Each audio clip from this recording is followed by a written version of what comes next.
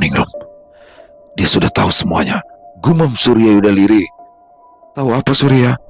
Apa yang terjadi di Bukit Batu Suci? Tanya Ningrum sembari berlutut di depan Surya Yuda, memegang kedua tangannya yang dingin.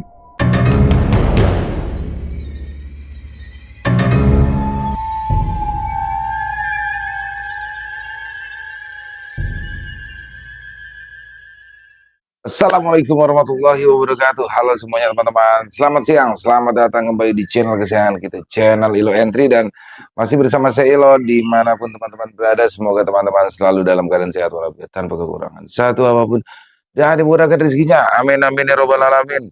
Doa terbaik untuk teman-teman semua ya. Dan pada kesempatan yang baik ini saya akan membawakan kembali kisah Surya Yuda. Wow, kisah dari Rana Smita ya. Dan bagaimana di episode kemarin, waduh, ini menegangkan banget. Ternyata pembunuh keluarga Gendon yang sebenarnya itu atas perintah dari Jenderal Besar Indrayuda, yang tidak lain tidak bukan adalah orang tua dari Surya Yuda. Waduh, apa yang terjadi setelah ini ya? Ketika dua sahabat yang sudah cukup lama bepergian bertaruh nyawa, saling melindungi, tiba-tiba mereka harus bermusuhan, harus berseteru. Nih makin seru aja pastinya kisahnya. Oke, sebelum kita masuk ke dalam kisahnya, buat teman-teman yang mungkin belum subscribe channel Ilo Entry, yuk bisa diklik dulu tombol subscribe. Jangan lupa lonceng notifikasinya juga dinyalakan agar teman-teman selalu mendapatkan notifikasi dari konten-konten yang akan kami upload selanjutnya. Untuk channel Ilo Entry kami upload setiap hari, setiap siang jam 12 siang waktu Indonesia bagian Barat. Oke, nggak pakai berlama-lama lagi.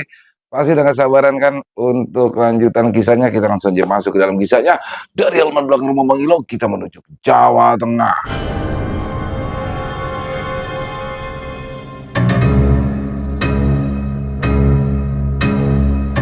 Misteri kematian keluarga Gendon. Kisah Surya Yuda.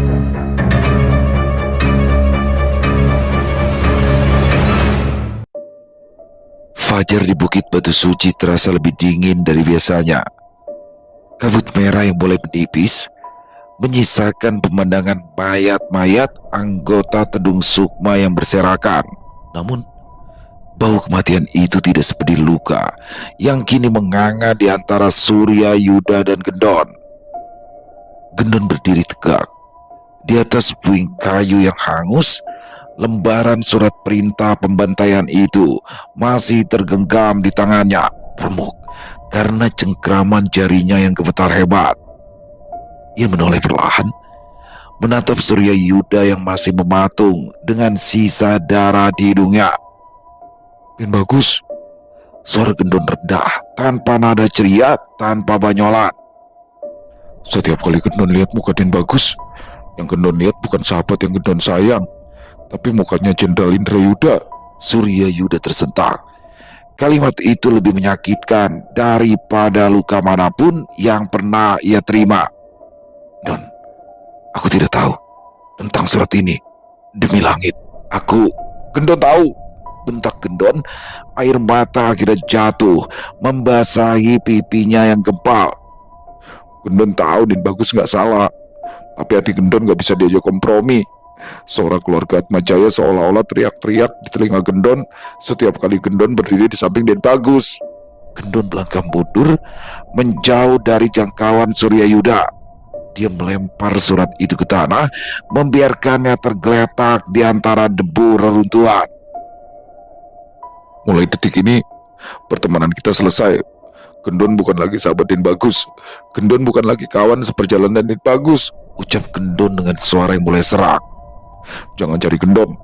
Kalau kita ketemu lagi di masa depan, Gendon harap itu bukan di ujung tombak atau di ujung pedang. Surya Yuda melangkah maju satu tindak, tangannya terulur. Don, jangan begini Don. Mari kita selidiki bersama. Jika ayah memang salah, aku sendiri yang akan. Kok bisa? Potong Gendon cepat. Ia berbalik memunggungi Surya Yuda. Melihat Den Bagus cuma bikin luka Gendon makin parah. Gendon mau cari jalan Gendon sendiri. Surya Yuda menghentikan langkahnya. Perasaan bersalah yang maha besar menghimpit dada, membuatnya sulit untuk sekedar memanggil nama sahabatnya sekali lagi. Dia sadar, memaksa Gendon tinggal hanya akan menyiksa batin pemuda itu. Gendon berhak atas kemarahannya, Gendon berhak atas rasa sakitnya. Dengan satu lompatan ringan, menggunakan ilmu meringankan tubuh, Gendon melesat, menembus sisa kabut pagi. Tidak ada celotehan pamit, tidak ada lambaian tangan. Sosok gempal yang selama ini menjadi pelindung sekaligus penghibur bagi Surya Yuda itu menghilang dengan cepat di balik rimbunnya hutan. Surya Yuda jatuh berlutut di tengah reruntuhan markas yang telah ia hancurkan. Ia memandangi surat yang tergeletak di tanah. Keheningan bukit itu kini benar-benar terasa mencekam. Ia telah memenangkan pertempuran, menghancurkan markas pembunuh paling ditakuti. Namun ia kehilangan satu-satunya orang yang ia anggap saudara. Tombak Surya Buntala yang tertancap di sampingnya seolah ikut meredup cahayanya. Maafkan aku, Gendon. Maafkan keluargaku. Surya Yuda memungut lembaran surat yang berlumuran debu itu dengan tangan yang masih gemetar. Disimpannya bukti itu ke dalam cincin penyimpanannya dengan langkah gontai. Ia menghampiri Bintang yang meringkik pelan seolah sang kuda pun merasakan kepedihan tuanya. Ayo Bintang, kita harus pergi. Bintang melesat, menuruni bukit batu suci, membelah kabut pekat yang kini tak lagi terasa mengancam bagi Surya Yuda. Pikirannya kosong, hanya bayangan wajah Gendon yang menangis dan tatapan kedinginannya yang terus berputar di kepala. Perjalanan yang biasanya memakan waktu lama terasa singkat karena kegalauan yang mengimpit batinnya.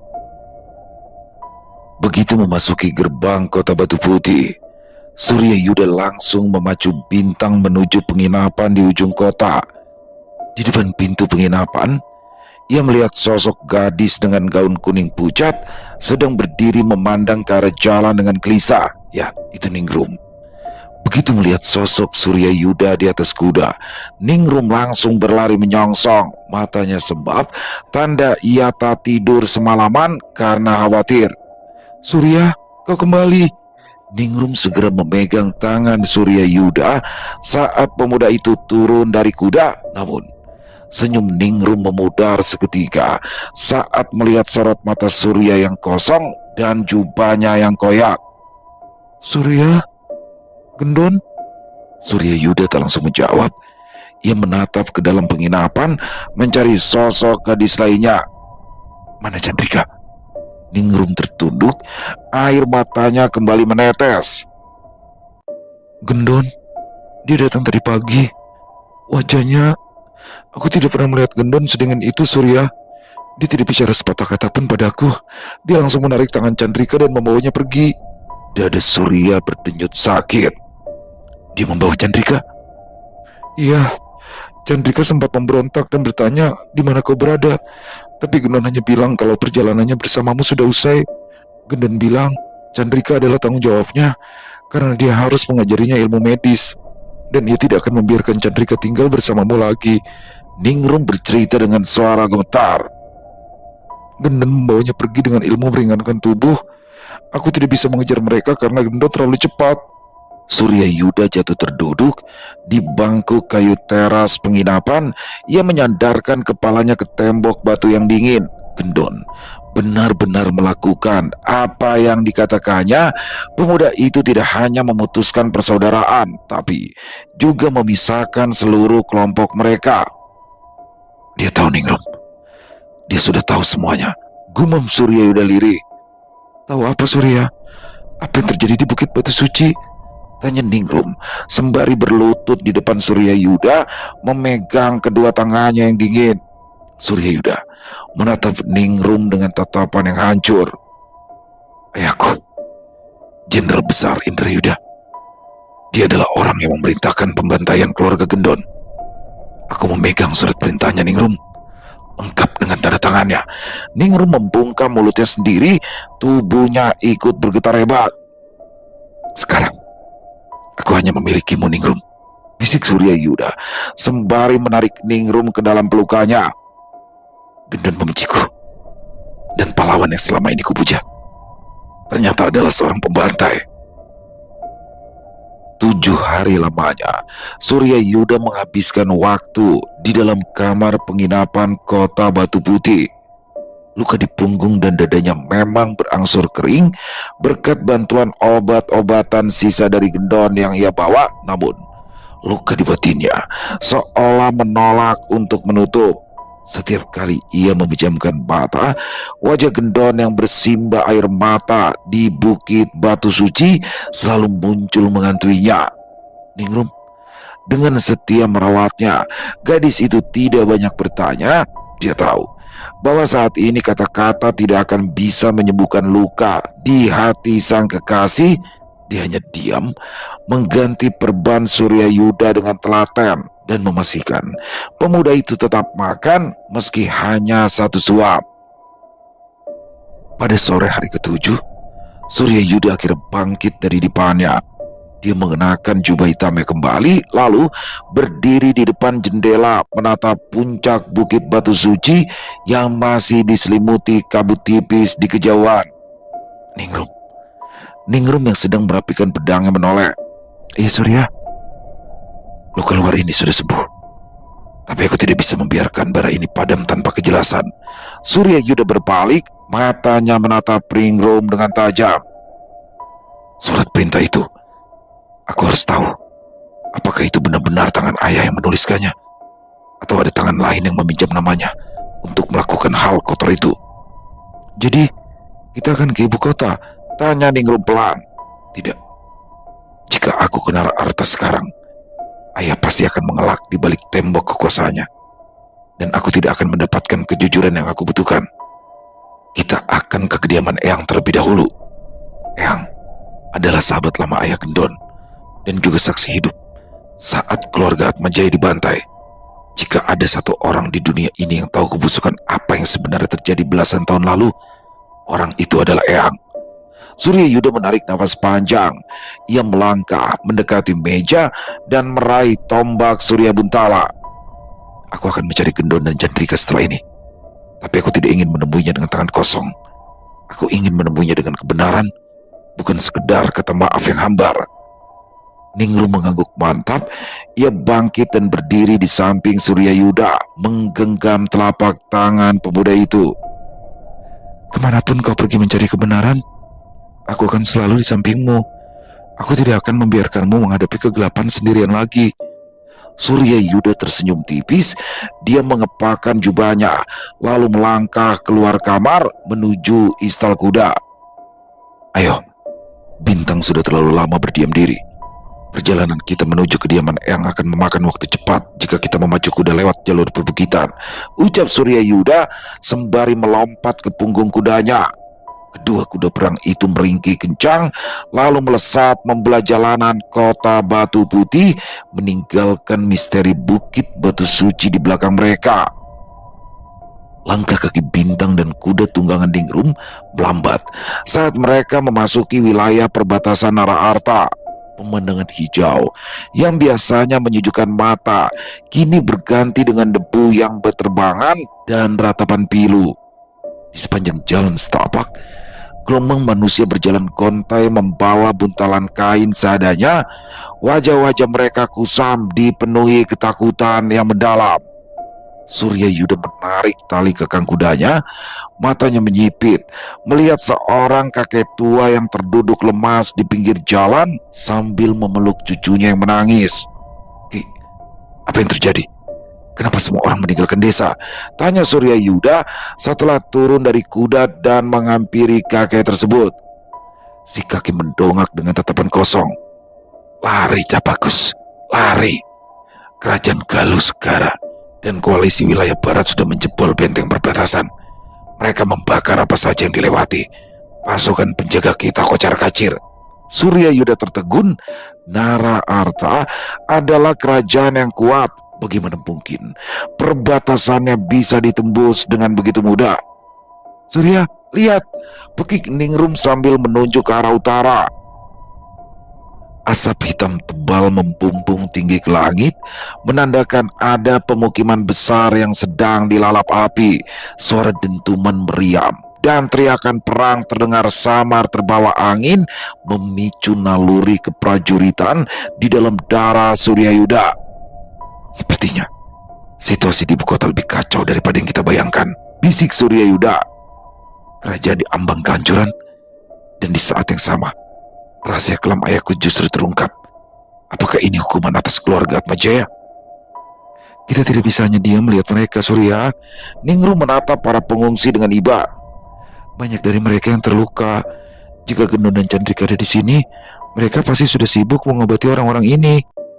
Nama Gendon membuat dada Suryayuda kembali berdenyut. Dia membayangkan sahabatnya itu pasti tidak akan tega membiarkan rakyat jelata menderita. Suryayuda berdiri tegak, auranya berubah menjadi lebih tajam. Kita harus mempercepat perjalanan menuju kediaman Eyang. Jika peperangan sudah pecah, kediaman Eyang pasti akan dibanjiri para penduduk yang terluka. Tapi bagaimana dengan para pengungsi ini? Tanya Ningrum ragu. Suryayuda mengeluarkan beberapa kantong uang emas dari cincin penyimpanannya dan memberikannya pada kakek tadi untuk dibagikan. Gunakan ini untuk membeli makanan di kota Batu Putih. Di sana relatif aman untuk sementara waktu. Suryayuda kembali melompat ke punggung Bintang. Matanya menatap kobaran api di kejauhan dengan tekad yang bulat. Ningrum bersiap. Kita akan berhadapan dengan api peperangan yang siap menelan Nararta. Kita harus sampai ke tempat Eyang sebelum jalur utama diputus oleh musuh. Dengan sekali hentakan, kedua kuda itu melesat bagai anak panah membelah arus pengungsi. Debu peperangan semakin pekat saat Suryayuda dan Ningrum memacu kuda mereka mendekati wilayah yang lebih dalam. Di sebuah persimpangan jalan desa yang sudah hangus, mereka berpapasan dengan seorang kurir militer yang terkapar di samping kudanya yang mati. Suryayuda segera turun dan memberikan pil pemulih tenaga. Kurir itu terbatuk. Darah merembes dari zirah dadanya yang retak. Begitu melihat wajah Suryayuda, mata kurir itu membelalak. "Jenderal muda," bisik kedengaran suara serak. "Jangan banyak bicara dulu. Apa yang terjadi di garis depan?" tanya Suryayuda tegas. "Kerajaan Jalupangguru, mereka berkhianat. Mereka tidak hanya mengirim bandit ke pasar budak tempo hari, tapi sekarang pasukan resmi mereka bergerak menyerang dari arah timur. Jenderal Besar Indrayuda, beliau sudah ditarik dari ibu kota. Baginda Raja memerintahkannya langsung untuk memimpin kembali kamp Puting Beliung." Kurir itu menarik napas pendek yang menyakitkan. "Pasukan lama Jenderal muda, mereka sedang bertarung mati-matian di Lembah Merah." Dunia seolah berhenti berputar. Bagi Suryayuda, kamp Puting Beliung adalah tempat di mana ia dibesarkan sebagai prajurit dan ayahnya kembali ke sana untuk menghadapi musuh yang sangat kuat. "Ayah, di kamp Puting Beliung," gumam Suryayuda, tangannya tanpa sadar meremas gagang tombak Surya Buntala. "Surya," Ningrum mendekat, wajahnya penuh kecemasan. "Ini bukan lagi soal surat itu. Jika Jalupangguru menyerang, mereka pasti akan meratakan apapun untuk mencapai gerbang ibu kota. Ayahmu berada di pusat badai." Suryayuda terdiam, hatinya bergejolak. Dia sudah membaca sendiri surat perintah pembantaian keluarga Atmajaya, tetapi di medan perang ayahnya sedang mempertaruhkan nyawa untuk melindungi kerajaan dari kehancuran. Suryayuda bangkit berdiri, menatap Ningrum dengan tatapan yang kembali dingin dan tajam. "Kita tidak jadi ke kediaman Eyang. Lalu kita ke kamp Puting Beliung. Aku harus bertemu ayah. Jika dia memang harus mati, biarlah dia mati sebagai kesatria di depan musuh, atau biarlah dia mati di hadapanku setelah mengakui kebenaran surat itu. Aku tidak akan membiarkan takdir menjemputnya sebelum mulutnya berbicara jujur," tegas Suryayuda. Ningrum mengangguk tanpa ragu. Ia tahu darah prajurit yang mengalir dalam tubuh Suryayuda tidak akan membiarkannya lari saat tanah airnya terbakar meski hatinya sedang dipenuhi kebencian.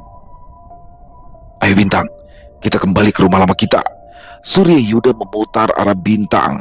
Mereka tidak lagi melaju ke tempat perlindungan, melainkan terjun langsung ke jantung peperangan di mana bendera Puting Beliung sedang berkibar di antara kepulan asap dan dentingan senjata. Suryayuda memacu bintang menembus kabut asap yang menyelimuti jalan menuju Lembah Merah. Tempat peperangan pecah di belakangnya. Ningrum mengikuti dengan waspada, pedangnya terhunus, siap menyambar siapapun yang berani menghalangi jalan mereka. Pemandangan di depan mereka sungguh mengerikan. Panji-panji pasukan Puting Beliung yang biasanya berkibar gagah, kini banyak yang terkoyak, jatuh di tanah oleh darah. Pasukan kerajaan Jalupangguru bergerak bagai air bah, menggunakan tameng-tameng baja berat yang sulit ditembus oleh anak panah biasa. Surya, lihat di atas bukit itu, teriak Ningrum menunjuk ke sebuah gundukan tanah tinggi yang dikelilingi oleh barikade pertahanan terakhir. Di sana terlihat sesosok pria gagah dengan ziram bas yang sudah berlumur debu dan darah. Meskipun dikepung oleh ratusan prajurit elit Jalupangguru, pria itu tetap mengayunkan pedang besarnya dengan tenaga yang luar biasa. Setiap tebasannya menciptakan gelombang udara yang mementalkan musuh. Itu adalah Jenderal Besar Indrayuda. Namun kondisi sang jenderal tidak baik. Sebuah tombak musuh bersarang di paha kirinya membuatnya harus bertumpu pada satu kaki di hadapannya. Seorang panglima musuh yang mengenakan topeng harimau besi sedang bersiap memberikan serangan mematikan. Mati kau Indrayuda. Hari ini Nara Arta akan kehilangan jantungnya. Raung panglima musuh itu seraya melompat dengan pedang terhunus. Ayah! Teriak Suryayuda. Tanpa buang waktu, Suryayuda mengentakkan kakinya di punggung bintang, meluncur bagai anak panah ke arah bukit tersebut. Di udara, ia menarik tombak Surya Buntala. Sumber energi di dalam tubuhnya meledak, memancarkan cahaya kemasan yang begitu terang hingga menyilaukan mata semua orang di medan perang. Blar! Suryayuda mendarat tepat di antara ayahnya dan pedang musuh. Hantaman kakinya menciptakan kawah kecil yang mementalkan prajurit di sekitarnya. Mata tombaknya menangkis pedang panglima musuh itu hingga patah berkeping-keping. Panglima musuh itu terlempar mundur, wajahnya pucat pasi. Siapa kau? Suryayuda berdiri tegak. Jubah hitamnya berkibar tertiup angin yang membawa aroma mesiu. Matanya menatap panglima musuh itu dengan tatapan tiran yang dingin, membuat nyali siapapun yang melihatnya menciut. Aku adalah maut yang kau undang, ucap Suryayuda reda. Indrayuda tertegun melihat punggung pemuda di hadapannya. Meskipun wajahnya tertutup debu, sang jenderal mengenali aura itu. Surya, kau. Suryayuda tidak menoleh. Ia tetap fokus pada ribuan pasukan musuh yang kini mulai mengepung bukit. Ayah, jangan mati dulu. Aku masih butuh penjelasanmu tentang surat pembantaian keluarga Atmajaya. Jika kau mati sekarang, aku tidak akan pernah bisa memaafkanmu. Mendengar nama Atmajaya disebut, tubuh Indrayuda gemetar, bukan karena luka, melainkan karena rahasia yang selama belasan tahun ia simpan rapat-rapat kini pecah di tengah medan perang. Ningrum, jaga ayah, perintah Suryayuda saat Ningrum mendarat di samping sang jenderal. Suryayuda melangkah maju sendirian menghadapi ribuan prajurit musuh. Ia mengangkat tombak Surya Buntala tinggi-tinggi. Cahaya matahari seolah menyatu ke ujung tombaknya, menciptakan bola energi yang panas membara. Siapapun yang berani maju satu tindak lagi akan kujadikan abu bersama tanah ini. Ribuan prajurit Jalupangguru meraung, tak memperdulikan peringatan Suryayuda. Bagi mereka, satu pemuda bukanlah tandingan bagi pasukan yang sedang di atas angin.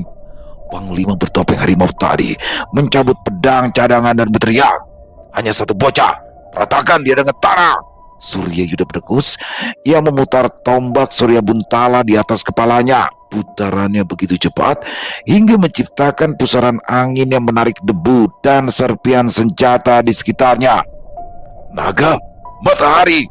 Suryayuda menggetakkan kaki dan melesat ke jantung barisan musuh. Setiap ayunan tombaknya bukan lagi sekedar serangan fisik, melainkan ledakan sumber energi murni. Buar! Tubuh-tubuh prajurit musuh terpental ke udara. Zirah baja mereka hancur berkeping-keping. Panglima musuh mencoba menebas dari samping, namun Surya Yuda melakukan gerakan meliuk yang mustahil. Ia memutar tubuh di udara. Kaki kanannya menendang dada sang panglima hingga tulang rusuk remuk. Sementara mata tombaknya membelah tameng baja di depannya. Pinggir! Raung Surya Yuda, suaranya mengandung getaran aura tiran yang membuat nyali kuda-kuda pasukan musuh ciut dan berhamburan. Di atas bukit, Ningrum bertarung dengan lincah melindungi Indrayuda. Pedangnya menari, menebas leher setiap prajurit yang mencoba mendekati sang jenderal besar yang sedang terduduk lemah.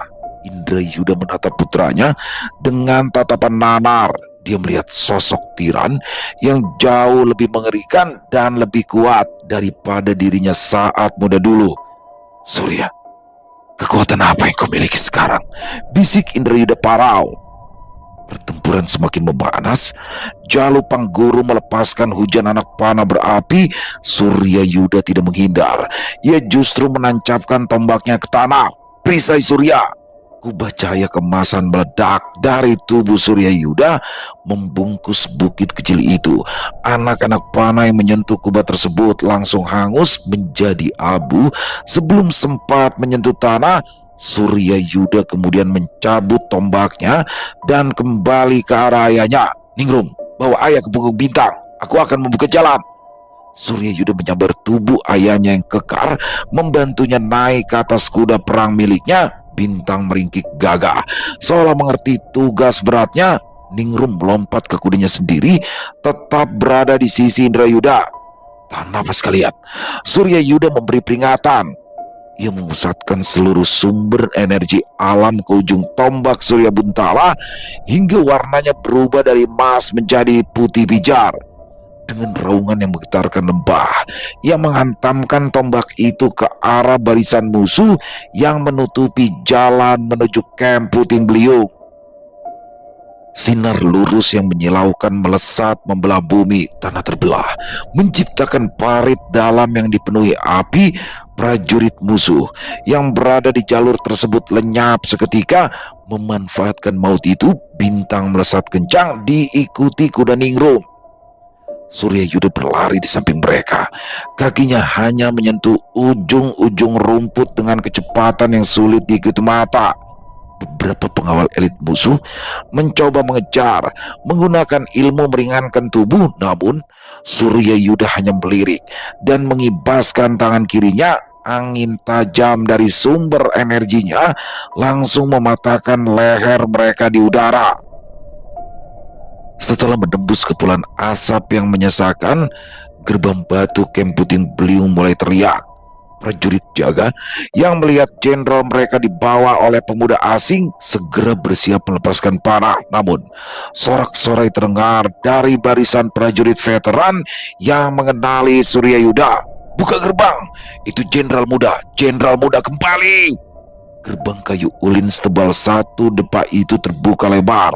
Bintang melompat masuk ke dalam area aman, disusul oleh Ningrum dan Surya Yuda yang langsung menutup barisan belakang dengan satu ledakan energi yang meruntuhkan jembatan penghubung di depan camp. Surya Yuda mendarat dengan napas tersengal. Bajunya yang hitam kini basah oleh darah ayahnya dan darah musuh. Ia segera menghampiri Bintang dan membantu ayahnya turun. Indrayuda terbatuk, darah merembes dari mulutnya. Ia mencengkram bahu Surya Yuda, mencoba berdiri tegak di hadapan para prajuritnya yang tersisa. Namun, matanya tetap terkunci pada mata putranya. Kau membawaku ke sini untuk menuntut jawaban itu, bukan? Tanya Indrayuda dengan suara bergetar. Indrayuda hanya menggelengkan kepala perlahan. Wajahnya yang biasa kaku dan berwibawa kini tampak begitu rapuh, seolah beban yang ia pikul selama belasan tahun jauh lebih menyiksa daripada luka tombak di pahanya. Ia menolak bicara di depan para prajurit, membiarkan keheningan yang menyakitkan itu menggantung di antara mereka. Surya Yuda mendengus.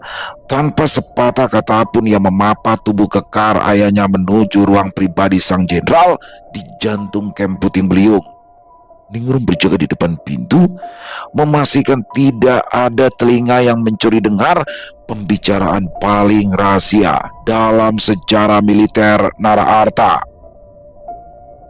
Di dalam ruangan yang hanya diterangi beberapa pelita, Surya Yuda mulai bergerak cekatan. Ia mengeluarkan berbagai botol pil dan bubuk obat dari cincin penyimpanannya. Dengan telaten, ia membersihkan luka di paha dan dada ayahnya. "Minumlah. Ini akan meredakan nyeri dan menghentikan pendarahan dalammu, ayah," ucap Surya Yuda datar menyodorkan pil berwarna merah hati. Indra Yuda menelan pil itu susah payah. Ia menyandarkan punggungnya pada kursi kayu jati. Matanya menatap langit-langit. Ia bisa merasakan energi dingin dari obat itu bekerja.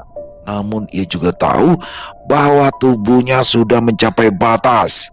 Luka-luka lama dari medan perang dan luka baru ini telah memastikan jika umurnya tak lagi panjang. "Surya, kau tumbuh menjadi pemuda yang hebat. Bahkan tanpa tenaga dalam, kau jauh lebih mengerikan dariku," bisik Indra Yuda parau. Surya Yuda terdiam. Ia sedang membalut luka ayahnya dengan kain kasa putih. Ia tak lagi bertanya, tak lagi mendesak.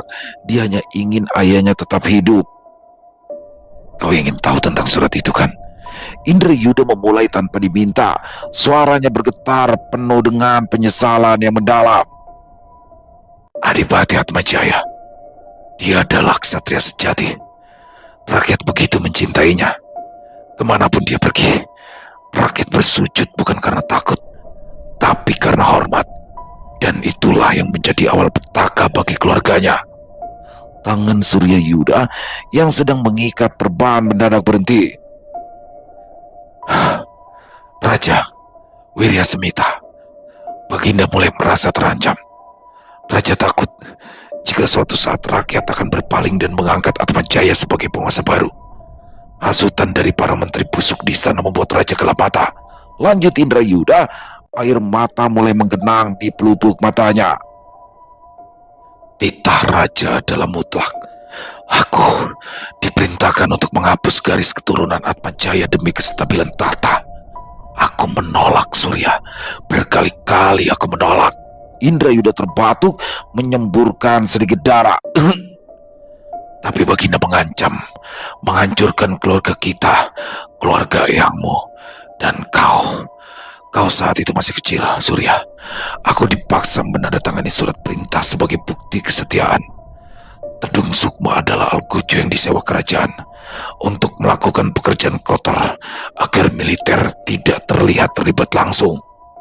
Surya Yuda memejamkan matanya rapat-rapat. Kebenaran ini jauh lebih busuk daripada yang ia bayangkan. Ayahnya bukan sekedar pembantai, tapi bidak catur yang tak berdaya di tangan seorang penguasa yang haus kekuasaan. "Aku yang menyelamatkan Gendon.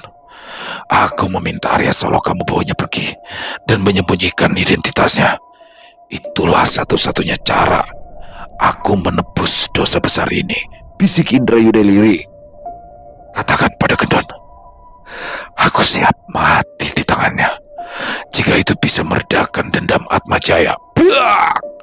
Pintu kayu jati ruangan terbuka dengan sentakan keras. Ningrum masuk dengan nafas tersengal. Wajahnya yang cantik dipenuhi jelaga hitam dan peluh.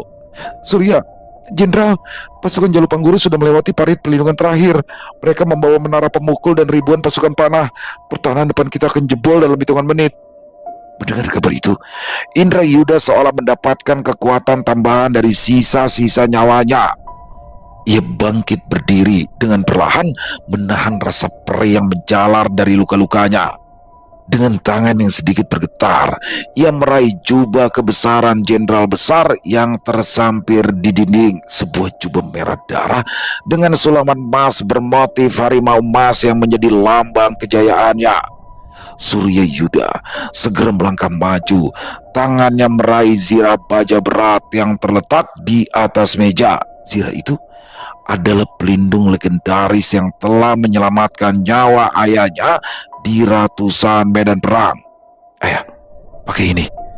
Zira ini akan melindungimu dari anak panah musuh, ucap Surya Yuda dengan nada mendesak. Namun Indrayuda mengangkat tangannya, menolak dengan gerakan lembut namun tegas. Dia hanya mengenakan jubah kebesarannya di atas pakaian kain tipis yang sudah berlumur darah. Tidak, Surya. Jangan pakaikan besi itu padaku. Zira itu hanya akan membebani tubuhku yang sudah rapuh. Aku ingin merasakan angin medan perang untuk terakhir kalinya.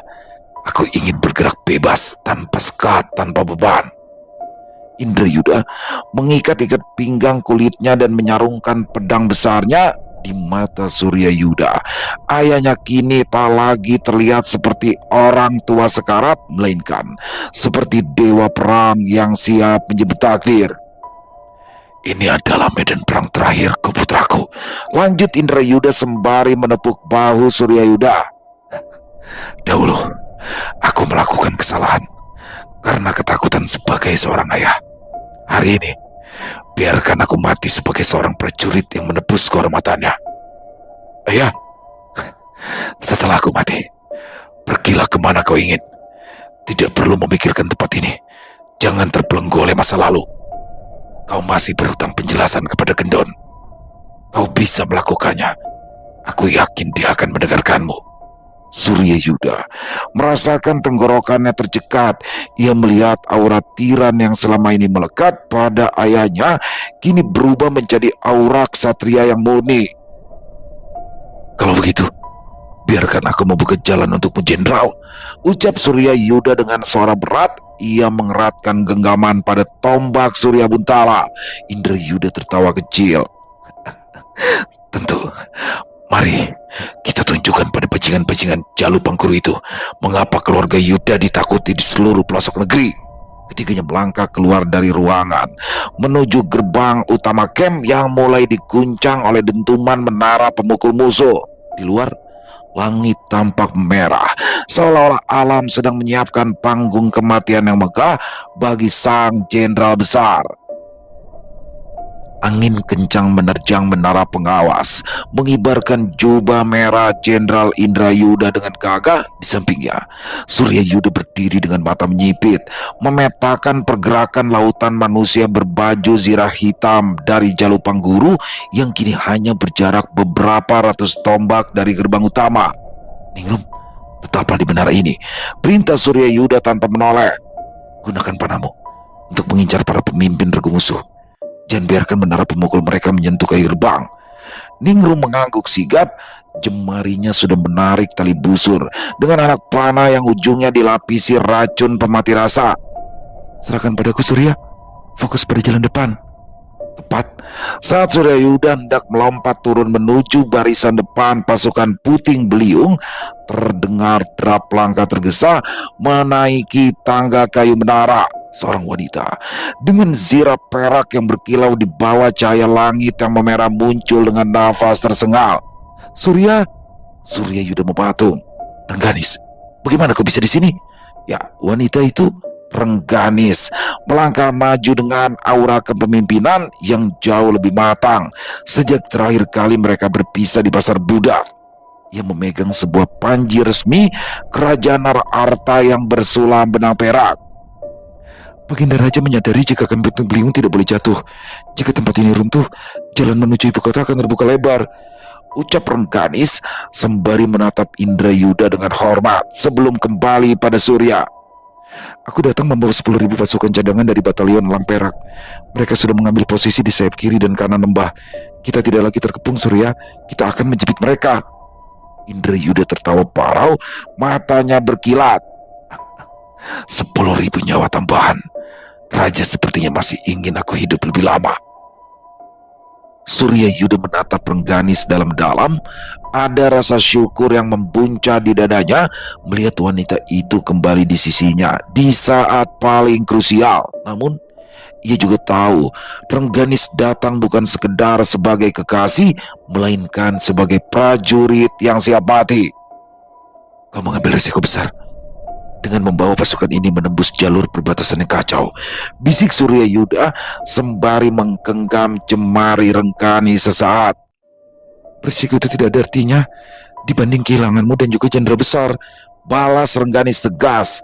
Ia mencabut pedang pendeknya, menunjuk ke arah barisan musuh yang mulai panik, menyadari adanya gerakan pasukan bantuan di sisi mereka. Surya Yuda mengangguk mantap. Ia mengeratkan cengkraman pada tombak Surya Buntala. Sumber energinya mulai mendidih, menciptakan aura panas yang membuat udara di sekitar menara bergetar. Ayah, Rengganis sudah membuka jalan. Sekarang mari kita tunjukkan bagaimana keluarga Yuda menyelesaikan peperangan. Gerbang Kem Puting Beliung bergetar hebat di bawah dentuman kepungan musuh. Namun di atas benteng, suasana mendadak senyap saat Surya Yuda mengangkat tangan kanan tinggi-tinggi di sampingnya. Jenderal Indrayuda berdiri tegak dengan pedang terunus, jubah merahnya berkibar. Tunggu, bisik Surya Yuda, matanya yang tajam mengunci pergerakan pasukan Jalupangguru yang kini masuk ke jangkauan mereka. Tunggu, sampai mereka melihat mata kita. Pasukan lawan berteriak beringas, merasa kemenangan sudah di depan mata. Namun saat kaki terdepan mereka menginjak garis batas yang ditentukan, Surya Yuda mengentakkan tangannya ke bawah dengan penuh tenaga. Panah! Raungnya, ribuan anak panah melesat, membelah langit yang memerah, menciptakan payung kematian di atas kepala pasukan musuh. Jerit kesakitan pecah seketika saat barisan depan Jalupangguru tumbang bagai gandum yang disabit. Jatuhkan minyaknya, perintah Indrayuda dengan suara menggelegar. Ratusan gentong kayu berukuran besar digulingkan dari atas benteng. Bang! Kayu-kayu itu pecah, menyiramkan minyak hitam pekat ke atas tumpukan prajurit musuh yang sedang mencoba memanjat dinding. Sebelum mereka sempat menyadari apa yang terjadi, panah-panah api menyusul jatuh. Boom! Lautan api berkobar seketika di kaki benteng. Hawa panas luar biasa menyambar ke atas. Namun para prajurit Puting Beliung tidak gentar. Mereka justru semakin bersemangat melihat musuh yang kocar kacir ditelan api. Ini saatnya ayah, ucap Surya Yuda. Sumber energinya mulai memancar keluar, membuat udara di sekitarnya bergetar hebat. Indrayuda mengangguk mantap. Ia menoleh ke arah barisan pasukan tombak dan pedang yang sudah bersiap di balik gerbang utama.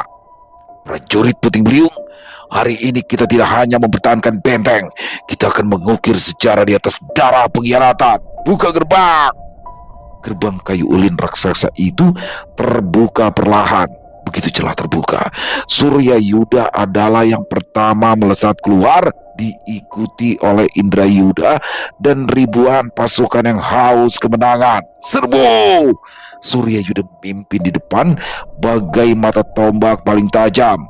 Setiap tebasan tombak Surya Buntala menciptakan gelombang energi emas yang menghancurkan formasi musuh yang tersisa dari kobaran api.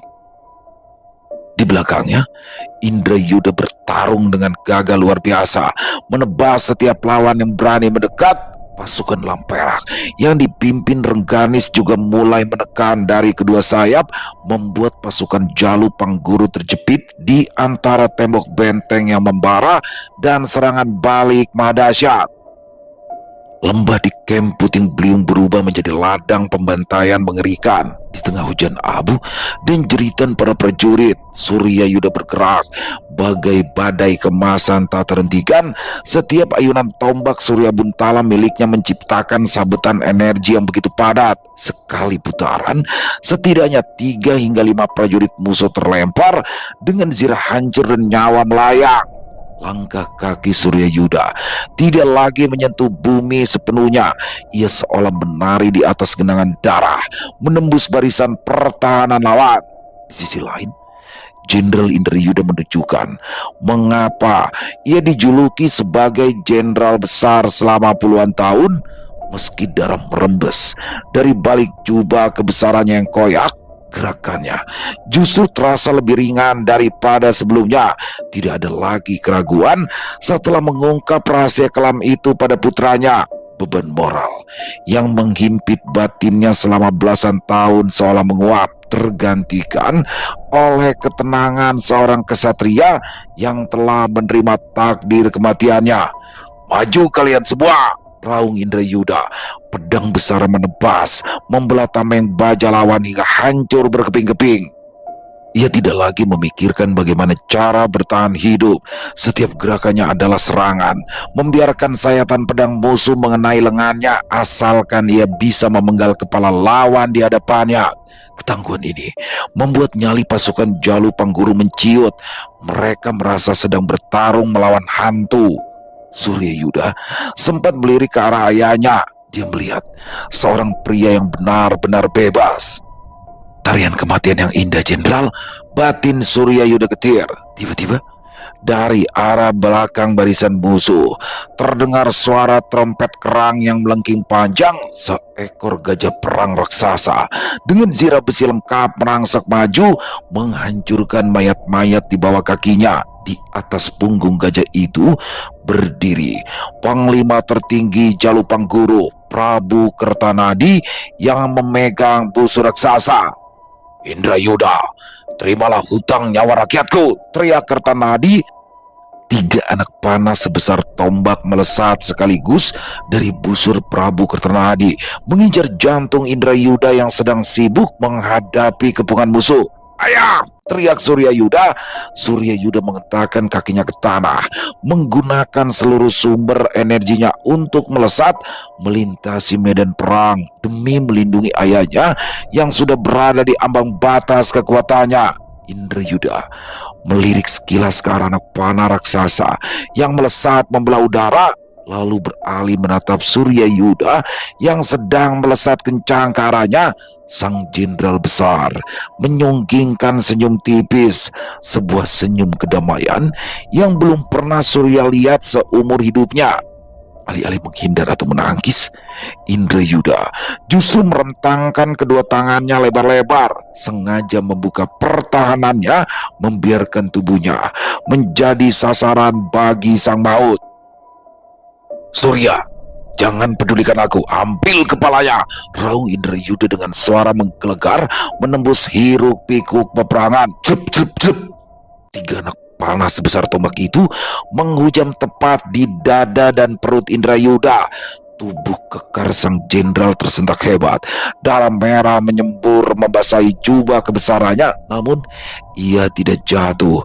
Dengan sisa tenaga terakhirnya, Indrayuda justru mencengkram batang panah yang menancap di tubuhnya sendiri, menahan agar dirinya tetap berdiri tegak sebagai umpan terakhir. "Ayah!" raung Suryayuda, air mata mengalir di sera marah. Suryayuda memahami syarat itu. Ia tidak menghentikan lajunya ke arah sang ayah, melainkan menggunakan bahu Indrayuda sebagai tumpuan untuk melompat lebih tinggi. Dengan pijakan yang mantap di bau kokoh sang jenderal, Suryayuda melenting ke udara, melesat bagai meteor ke arah gajah perang tempat Prabu Kertanadi berdiri. Prabu Kertanadi membelalak. Ia baru saja hendak menarik busurnya kembali saat bayangan kematian sudah berada tepat di atas kepalanya. "Mati!" Suryayuda meraung. Seluruh sumber energinya dipusatkan ke ujung tombak Surya Buntala. Mata tombak itu berpendar putih pijar, memancarkan panas yang sanggup melelehkan zirah besi. Suryayuda menghujamkan tombaknya dari atas dengan kekuatan penuh. Ledakan energi matahari meletup tepat di punggung gajah perang tersebut. Prabu Kertanadi tidak sempat berteriak. Saat tubuhnya hancur menjadi abu, gajah raksasa itu ambruk dengan kepala terbelah, menciptakan guncangan yang menghentikan detak jantung prajurit Jalu Pangguru di sekitaran. Suryayuda mendarat dengan lutut menghantam tanah. Ia tidak memperdulikan kemenangan itu. Ia segera berbalik, berlari secepat kilat menuju tempat ayahnya berdiri. Di tengah lautan payat, Jenderal besar Indrayuda masih berdiri tegak meski nafasnya sudah berada di ujung tenggorokan. Pedang besar tertancap di tanah. Sebagai penopang, Suryayuda segera menangkap tubuh ayahnya yang mulai limbung. Ayah, bertahanlah ayah. Suryayuda mendekap tubuh ayahnya, gemetar, mencoba menutup luka menganga yang mustahil untuk disembuhkan. Indrayuda terbatuk, darah kental keluar dari mulutnya. Namun matanya tetap jernih. Dia meraih kerah baju Suryayuda, menariknya mendekat. Jangan menyesal putraku, bisik Indrayuda pelan. Hutang darah Atmajaya sudah kubayar dengan nyawaku. Katakan pada Gendon, jangan membenci dunia karena kesalahan satu orang tua. Tangan Indrayuda perlahan lunglai dan jatuh ke tanah. Mata singa Naraarta itu perlahan terpejam, meninggalkan senyuman tipis di wajahnya yang kini tampak sangat tenang. Sang jenderal telah gugur di medan yang ia cintai, menebus dosa masa lalu dengan tarian kematian yang paling mulia. Suryayuda menengadahkan kepalanya ke langit, mengeluarkan raungan kesedihan yang menggetarkan seluruh lembah merah. Selesai. Wow, luar biasa. Aduh, ini kisahnya jadi begini ya. Jadi sedih nih. Aduh, Jenderal Besar Indrayuda akhirnya meninggal dunia, orang tua dari Suryayuda. Apakah Naraarta akan jatuh nih setelah singanya ya, singa Naraarta ini tumbang? Makin seru dia. Dan bagaimana kan ya kelanjutannya Gendon? Karena Gendon memilih untuk pergi, teman-teman. Dia udah nggak sanggup melihat muka Suryayuda, sama aja melihat pembunuh orang tuanya, pembunuh keluarganya. Dan di sini dia pergi membawa serta Chandrika.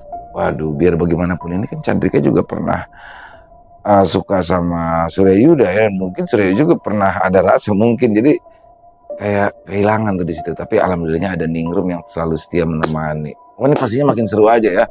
Setelah berhasil membunuh jenderal besar dari Jalupangguru, Prabu Kertanadi, tapi juga di sisi lain Naraarta harus kehilangan jenderal terbaiknya.